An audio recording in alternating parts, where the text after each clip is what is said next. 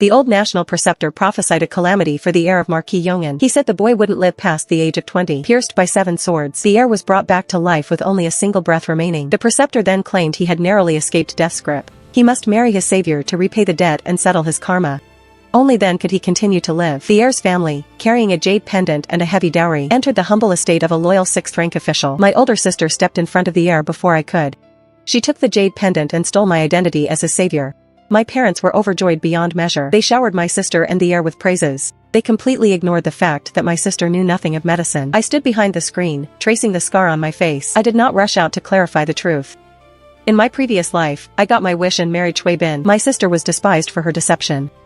She was driven out of the capital that very day. But in the 2nd month of my marriage, I was burned alive in my room by Cui Bin. He did it only to avenge his beloved sister. He treated his true savior with such heartless cruelty. Now that I have a second chance at life, I will let these 2 lovers be together. Let them live and die together. Without my interference. The engagement between Cui Bin and Feng Yueyao went smoothly. After they exchanged their birth horoscopes, Cui Bin asked casually, "I heard there is a second young lady in this house?" The smile on my mother's face instantly vanished.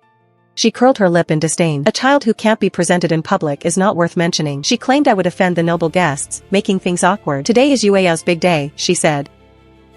"Let's not mention others." She didn't mention that I was clearly the Feng family's biological daughter. Instead, my father turned me into an outsider with a single sentence. Cui Bin glanced toward the screen. "Since we are family, we should meet." Feng Yueyao sensed something was wrong. She quickly stood up and walked toward the screen. "Why is the maid from my sister's courtyard eavesdropping here?" Mother followed with a scold. "Why haven't you gone down for your punishment?" Feng Yueyao glared at me with ferocious eyes. She was on high alert, guarding against me rushing out to tell Cui Bin the truth. I lowered my head and left obediently. Feng Yueyao watched my back with suspicion. They hadn't expected me to be so cooperative. Before Feng Yueyao came out to claim the pendant, Mother, with a rare gentle tone, sent me food and drink, trying to keep me in my room. In my previous life, I indeed refused to cooperate. My parents had never favored me. They were rarely pleasant toward me. Sensing something was wrong, I had run behind the screen to eavesdrop. The Marquis of Yong'an's estate was a prestigious family. To be associated with such a household was something my parents never dared to dream of. Feng Yueyao was at the perfect age for marriage.